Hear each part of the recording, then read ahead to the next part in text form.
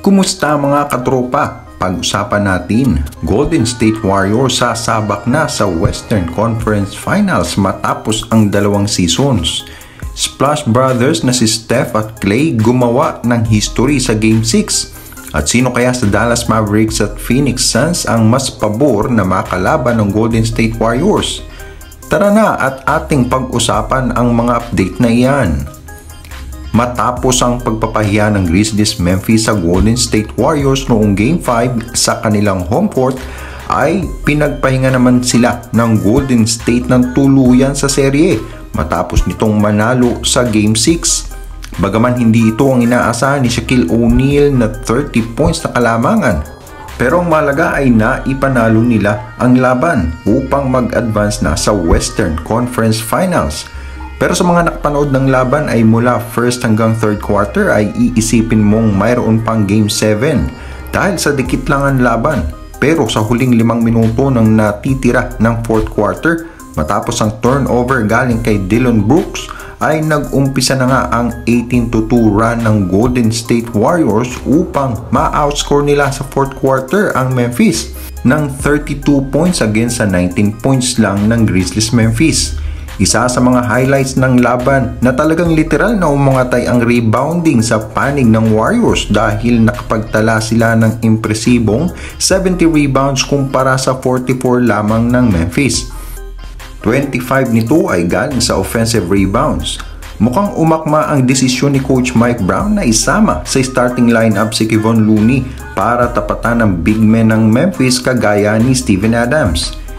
Hindi naman binigo ni Looney ang Warriors dahil pinagharian niya ang boards nang makapagtala ito ng kanyang career high na 22 rebounds. Siya pa lang ang nakagawa ng most rebounds na record sa playoff sa kasaysayan ng Golden State since 1987. Si Andrew Wiggins naman ay maganda rin ang performance na nakagawa ng double-double, 18 points, 11 rebounds, 3 blocks at 3 out of 5 mula naman sa 3. Si Draymond Green naman ay nakapagtala din ng 14 points, 5 rebounds at 8 assists.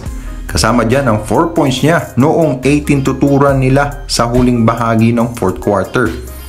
Si Game 6 Klay naman kung bansagan dahil sa kanyang best performances tuwing Game 6 ay nakagawa ng team high score na 30 points. Kasunod niya si Steph Curry na may 29 points. Ang Splash Brothers ay tumala ng record na nakagawa ng pinakamaraming 3 sa Game 6. Malaking bahagi ang mga 3 na nagawa nila sa huling bahagi para maseluhan ang panalo nila sa Game 6.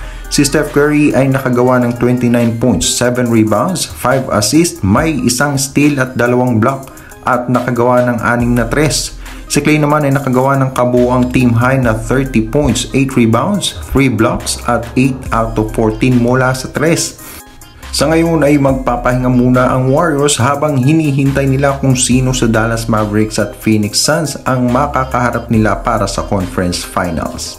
Kaugnay nito ay nalalapit na nga ang inaasam na panibagong kampeonato ng Golden State Warriors. Pero dadaan muna sila sa Western Conference Finals bago sumabak sa huling pagsubok at malaki ang magiging impact ng tatahakin nila kung sino sa Dallas Mavericks at Phoenix Suns ang mananalo sa Game 7. Pero mas pabor sa Golden State kung ang Mavericks ang mananalo. Una ay hawak nga nila ang home court advantage. Dahil kung ang Phoenix Suns ang makakatapat nila ay maaaring sumuot sila sa butas ng karayom dahil ang Suns ay may kalakasan sa kahinaan ng Warriors. Ito nga ay ang mga turnovers at ang kakulangan ng size ng kupunan.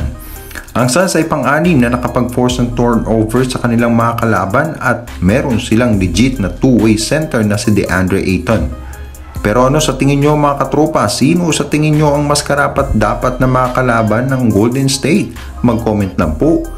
Sa mga katropa natin dyan na bago pa lang sa ating channel, please don't forget to like and subscribe. Maraming salamat po.